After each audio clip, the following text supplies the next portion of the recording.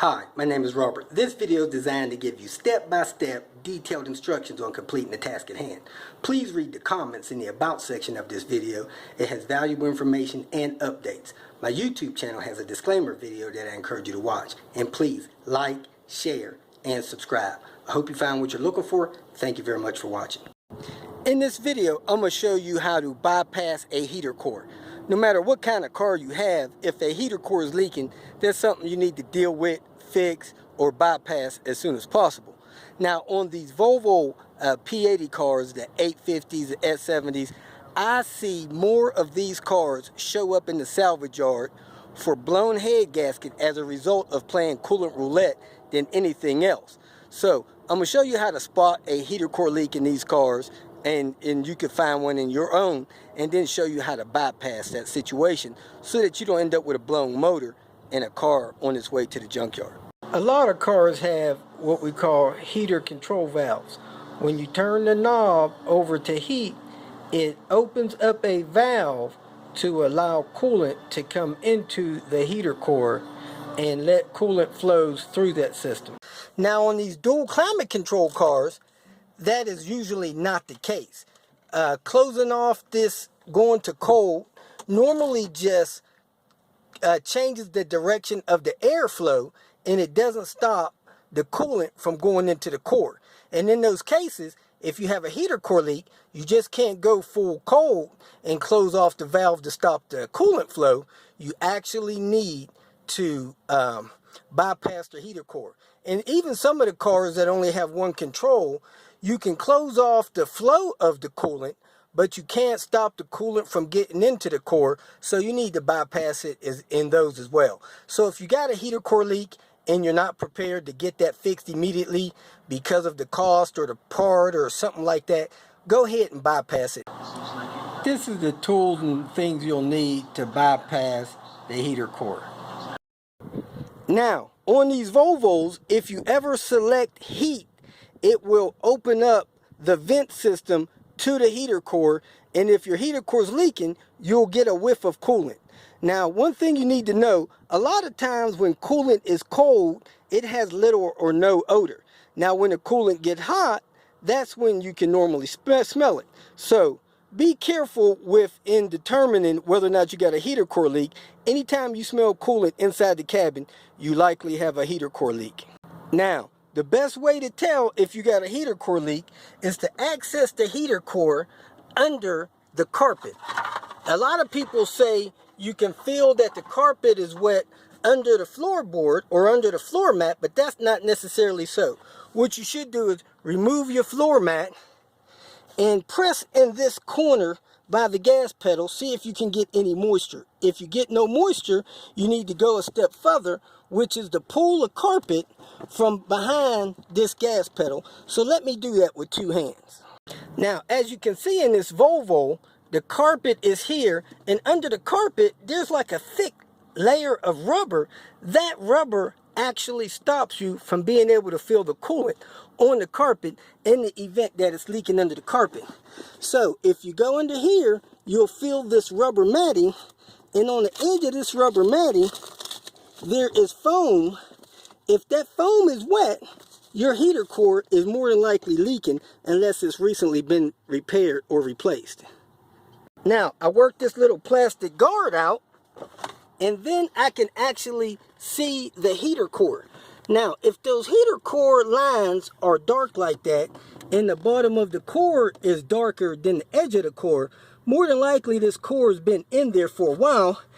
And a lot of times, you'll get leaking at the seals where this junction connects, and you'll get leaking inside the core compartment, and that will cause coolant to build up in that compartment and hopefully leak out onto this padding and stuff. But again, if you smell coolant through the vent system, you need to get this heater core replaced, and there's a link in the About section that shows you how to replace the heater core. It's just a 30-minute job. So you come under the hood of these Volvos and other cars, and you find where the heater hoses go through the firewall. And if you look down here, you can see a heater hose and a coupling there. And right there is both heater hoses going into the firewall, into the cabin, and they connect to that heater core. Now, if you got a heater core leak and you want to bypass it, it's a quick and simple process that should take you 5 or 10 minutes. Now, the process of bypassing your heater core is very simple. What you need to do is disconnect both lines going into the firewall to your heater core and cap them off, or better yet, connect them so that the circulation process continues. So, a lot of cars don't have these quick disconnects like the Volvo do. They'll have a clamp, a squeeze clamp, or a spiral clamp that you have to disconnect. Let me show you what one of those looks like. On this Nissan Maxima, it has a spiral clamp that connects the hose to the little nipple that goes into the heater core. So you'd have to take that clamp off and pull that hose off of that nipple. On this vehicle here, the heater hose lines have a little squeeze clamp on them. So you squeeze those clamps, pull those clamps down the hose, and you disconnect the lines on that. On these Volvos, the heater hoses have a firewall coupling with quick disconnects. What you do is you push the hose in to relieve pressure from the clips. You squeeze in both sides of the clips, and then you pull the hose out with the clip to pull it out of the firewall coupling. Let me go ahead and do that so you can see the end of it. Now, I simply pulled this little exhaust heat duct tube out so it's out of the way, and I have more access to the heater core lines. So I squeeze in both sides of the clips. I can actually hear them break loose. Now I work out the hose, and I got the hose disconnected. Now I need to pull the other one out. So let me work the other one out. Now, if you pull the hose out and you don't see the brass tip on it, but it's covered with a plastic sleeve, your coupling has broken and you need to get a new coupling and replace it when you're ready to hook everything back up.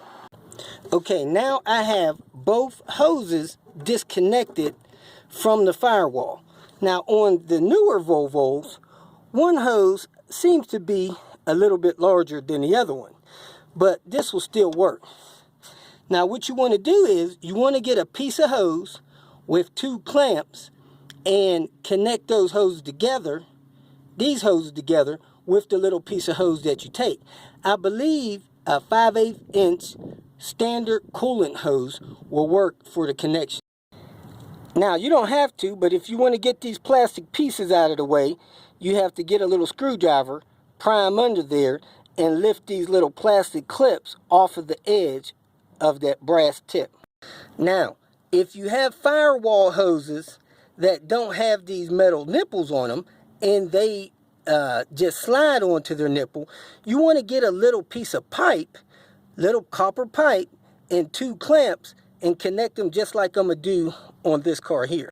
So on this car, I take the clamp and the hose, slide it over the end, and then I'm going to take the other end and put it onto the other side so that I have a loop. So let me set the camera down and do that. Now, this is the end result as to what it looks like when you have bypassed the heater core. Your heater core ports are open, which is no real big deal, and you got a hose connecting these other 2 hoses. Now, you can get a zip tie and zip tie it toward here or something so that they don't bounce around, but you can leave that bypass as long as you own the car or until you're ready for some heat. Now, after your hose is bypassed and your heater core inlet and outlet is open, you can stuff something in there, get a cork, rubber cork or something to plug those access lines so that nothing crawls in there, no bees are making nests and stuff like that. Because when you go to put this back together, you don't want your system be contaminated with some wasp nests or something and flush that into your coolant system when you hook everything back up. If you feel that this information was beneficial, please like it and share it with your social media friends. You can also subscribe to my channel so that you can get notification of future videos that I post. Visit my channel. I have all types of do-it-yourself videos there. You can leave questions here, and I'll try to respond to them as quick as possible. You can also visit my website at robertspinner.com. Thanks again for watching.